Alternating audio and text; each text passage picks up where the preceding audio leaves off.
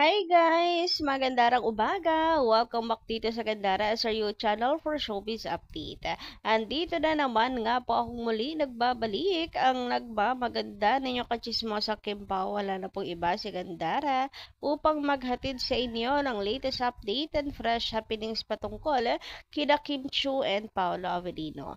And para nga po this morning ang tatalakayin natin at pag-uusapan na ba itong matagal na nga po sinasabi ni Paolo Avellino na Kim Chiu sa buhay niya. Grabe nga naman yun. Eto na, finally, tuldok na to ha. I hope na sana matapos na ang tawag dito, pagka alinlangan ng ilan nating Kakimpaw fans about sa feelings si Paolo kay Kim, about sa relationship ng dalawa. Tawag dito pagiging mahinang nilalang, pagiging mahina ang kapit. Kasi napakalinaw naman po talaga kung Paolo Avellino lang po ang pag-uusapan na abay talaga namang gustong-gustong aminin na naman ang meron sa kanilang dalawa. So may papanood ako sa inyong video kung saan ay talagang derechahan ang inaamin ni Paolo Avellino ito. Wala kasing kimis sa tabi niya eh. Huy, grabehan yun eh. Anyway, ayan. Pag-uusapan din nga natin itong pagkiklaim din naman at the same time ni Kimi kay Pau.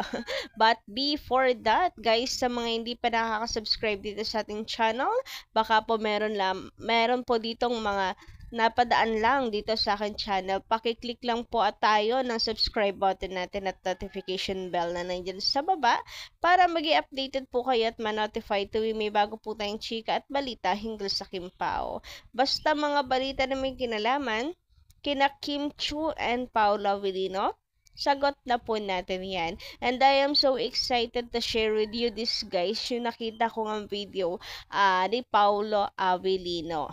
Yun nga lang, syempre, dito muna tayo kay Kim kasi si Kim yung medyo laylo sa pag-amin. Kita niyo naman si Kim pa yung nagbababa ng mic kay Paolo at nagpipigil ng mga teasing sa kanilang dalawa. Even sa Showtime, pinipigilan ni Kim yung mga co-workers niya, 'di ba? Mga co-host niya sa pangungulit sa kanya, etc. etc. Pero abay talaga naman doon po sa event nila sa Santiago, abay hindi na maitago ni Kim Chiu yung selos. Hoy, selos. May pagkaselosa nga ata talaga tong si Kim Chiu. Bet okay lang naman po yun. Walang masama, hindi naman po makitid kasi ang utak ni Kim. Hindi ka nagsiselos, hindi ka nagmamahal. Hindi makitid ang utak ni Kim Chiu. Kaya, konting lambing, paliwanag lang yan, suyo lang yan, ganon lang yan.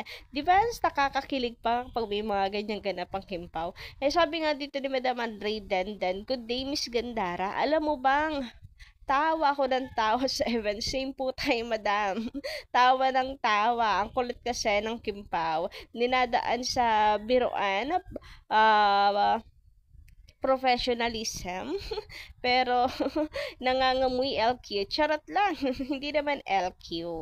Ano lang, dagdag spices sa relationship. Ganon. Sa Santiago noong tinuro yung mga beauties kay Kim. Ang kulit ka ng Kimpaw eh.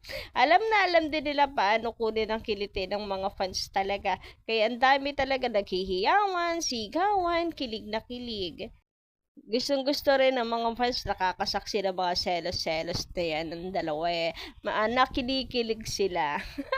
Kasi Paolo pinagsiselos pa si Ay, nako, eto pa. Pero grabe talaga yung pag-claim ni Kimi sa sagot niya kay Paulo na nag-hello sa beauties at sinabi, hello, ako lang ito. Oo, opo, totoo yan. Mamaya pag-usapin natin. At hindi nakapag-react agad si Paulo. Alam naman natin na flirty talaga si Paulo kaya may pahaging si Kimi. But anyways, is Paulo's loose kung magloloko pa siya. Kim is Kim. I think pinapaselos lang talaga ni Pau si Kim. Gusto niya makita siguro magselos si Kim, etc. etc. Pero hindi naman na to the point na talagang sineseryoso ni Paolo Avellino na pagselosin si Kim. Biruan lang nilang dalawa yan. Parang, Sila yung mga queens na hinaraan ako kagabi. hello, ako nga pala ito, Charla. O, 'di ba? Yan yun eh. Yan yon, sabi ni Kim Chiu, hello, ako pala ito. Konti na lang sabihin, may pag-claim siya dyan eh, kay Paolo Avellino. Parang sinasabi niyang, hello, ako pala to, ang girlfriend ni Pao. Ganon. Si Paolo naman nag-gets na agad si Kimi, kaya hindi na rin siya nakapag-react. Ganon yung reaction ni Paolo, 'di ba? Natawa na napatalikod. Hindi siya hirit agad. Kasi alam mong may pagbabako na si Kim Chiu doon sa parte na yon. Gets nyo ba? Kiniklaim na niya. Hi, mga ladies. Kiligin lang kayo dyan. Pero ako, sa akin pa rin uuwi. Parang ganyan. Di ba? Tawan-tawa ang Paolo Avellino. Samantala, sabi naman dito, from Madam Andre pa din, please lang, wag nyo nang alamin kung nanliligaw o hindi si Paolo kay Kim. Ang antayin natin kung kailan ang proposal na mangyayari. Eh, hindi naman kasi kailangan dapat ungkatin, malaman into details, paano nanligaw si Paolo, kailan nanligaw, etc. Kasi kanila na yon. Grabe naman pati yung panghihimasukan natin, hindi ba? Ay, sa kanila na yun. Give them privacy, give them, ibigay natin sa kanila yan. Kasi parang masasakal naman na ata sila kapag kaganon. So, kung paano niligawan ni Paolo si Kim ay ibigay na natin kay Kim yun. Kumbaga, we're happy kung sakali nga na sila na ngayon. Pero, 100% yung tiwala ko na sila na eh. Yun nga lang, iba natin kakimpaw fans parang hindi pa ganun ka-solid yung paniniwala. Ginagalang ko yun. May iba pa silang signs eh na hinahanap. Samantala, sabi naman dito ni Madam Mila Mendoza, daming bashers. Yung paghalik ng kamay sa mga beauty contestants ay ginawa din ni Paula dito sa Davao de Oro, and always yan po ang ginagawa ng lahat ng performer, lahat ng artist, lahat ng guest sa mga kandidatas. Yes po, Ian Federation, kahit sino pong mga dyan, napapaballs, na kinukuha, ganun ang ginagawa.